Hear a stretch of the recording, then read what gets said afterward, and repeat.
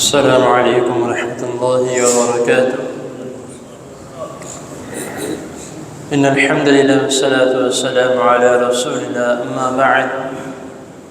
احسن الکلام کلام اللہ واحسن الہدی ہدی محمد صلی اللہ علیہ وسلم۔ حضرت محترم، جنازے اور موت کے احکام و مسائل آپ کے سامنے اختصار کے ساتھ بیان کیے جا رہے ہیں۔ آپ نے اکثر یہ سنا ہوگا یا کچھ نے دیکھا بھی ہوگا، جب کوئی شخص ہاسپٹل میں داخل ہو اور اس کا آخری وقت چل رہا ہو تو جو ڈاکٹر حضرات ہیں وہ کہتے ہیں کہ آپ میں سے کوئی نہ کوئی ان کے پاس موجود رہے، ان کا کوئی پتہ نہیں، کسی بھی وقت اللہ کا حکم ہو سکتا ہے۔ تو یہ کئی مرتبہ اس طرح ہوتا ہے کہ کوئی شخص انتہائی شدید قسم کا بیمار ہوتا ہے اور گھر میں ہوتا ہے، تو کسی نہ کسی کی کوشش ہوتی ہے کہ میں ان کے پاس موجود رہوں، ان کو کسی چیز کی ضرورت نہ ہو، یا خدا نہ خواستہ اللہ تعالیٰ کا حکم نہ آ جائے تو میرا ان کے پاس موجود ہونا لازمی ہے۔ لیکن ہم میں سے اکثر بیشتر لوگ ایسے ہیں جن کو یہ علم نہیں ہے کہ اگر ہم کسی ایسے شخص کے پاس موجود ہیں جس کی موت واقع ہو رہی ہے تو اس وقت اس کے ساتھ کیا عمل کرنا چاہیے۔ ہم دیکھتے ہیں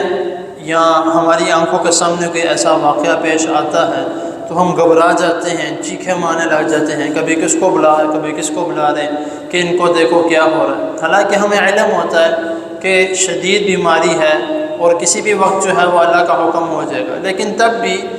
اس کے جاننے کے باوجود بھی ہمارا یہ عمل ہوتا ہے، کبھی ادھر بھاگ، کبھی ادھر بھاگ، کبھی کس کو بلا، کبھی کس کو بلا۔ تو یہاں کبھی ہم ایسے الفاظ استعمال کرتے ہیں کہ تم مجھے چھوڑ کے نہیں جا سکتے،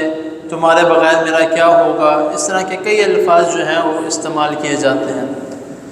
جبکہ رسول اللہ صلی اللہ علیہ وسلم نے ہمیں اس کے متعلق کیا فرمایا ہے۔ حضرت ام سلمہ رضی اللہ تعالی عنہ وہ اس حدیث کی راویہ ہیں، وہ بیان کرتی ہیں کہ نبی کریم صلی اللہ علیہ وسلم ہمارے گھر تشریف لائے تو اس وقت حضرت ابو سلمہ رضی اللہ تعالی عنہ کی وفات ہو چکی تھی۔ تو نبی کریم صلی اللہ علیہ وسلم نے دیکھا کہ ان کی آنکھیں کھلی ہوئی ہیں، حضرت ابو سلمہ رضی اللہ تعالی عنہ کی۔ اس وقت ابھی ان کی روح قبض کی جا رہی تھی، ان کا جسم ٹھنڈا نہیں ہوا، ابھی اس وقت ان کی روح قبض کی جا رہی تھی۔ تو رسول اللہ صلی اللہ علیہ وسلم وہاں تشریف فرما تھے، تو نبی کریم صلی اللہ علیہ وسلم فرمایا کہ جلدی سے ان کی آنکھیں بند کر لو۔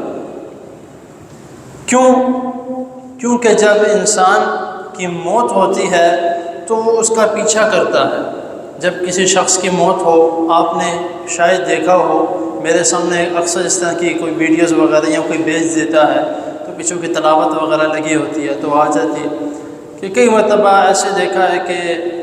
ایک شخص مثال کے طور پہ کھڑا ہے تو وہ اچانک ادھر ادھر دیکھنے لگ گیا، اوپر دیکھنے لگ گیا، دیکھتا دیکھتا گر گیا اور ادھر ہی وہ فوت ہو گیا۔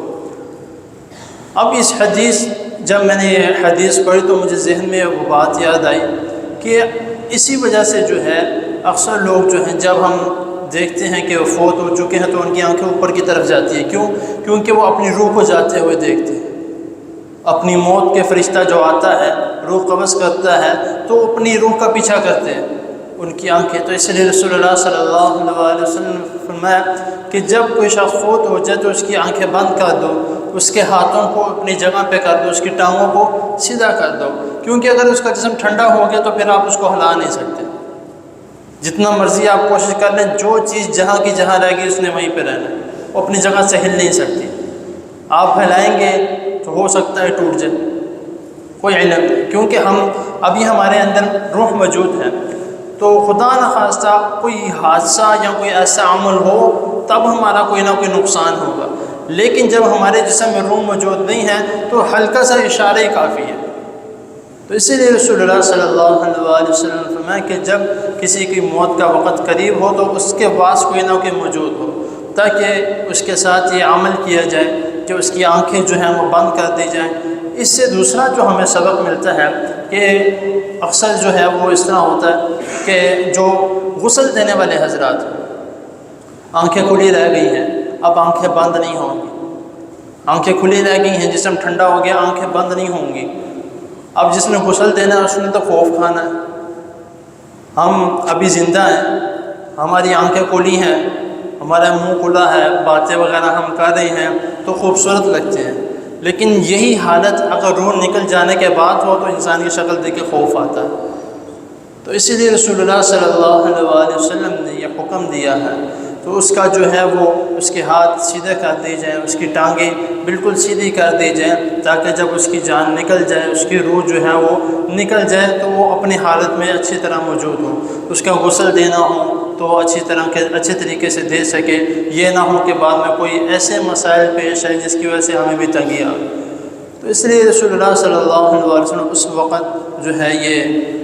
نبی کریم صلی اللہ علیہ وسلم نے حکم دیا۔ آگے اس کے متعلق چند اور بھی باتیں ہیں کہ جو ہم اکثر، جس طرح میں نے کہا کہ ہم غلط الفاظ استعمال کر بیٹھتے ہیں، چیخیں مارتے ہیں، اس موقع پر نبی کریم صلی اللہ علیہ وسلم نے کیا فرمایا، انشاءاللہ تعالی یہ اگلے نشست میں بیان کیا جائے گا۔ تو اللہ تعالیٰ کے حضور دعا ہے اللہ تعالیٰ ہمیں جو سنا ہے اس کو سمجھنے کے، اس پر عمل کرنے کی توفیق عطا فرمائے۔ جزاکم اللہ۔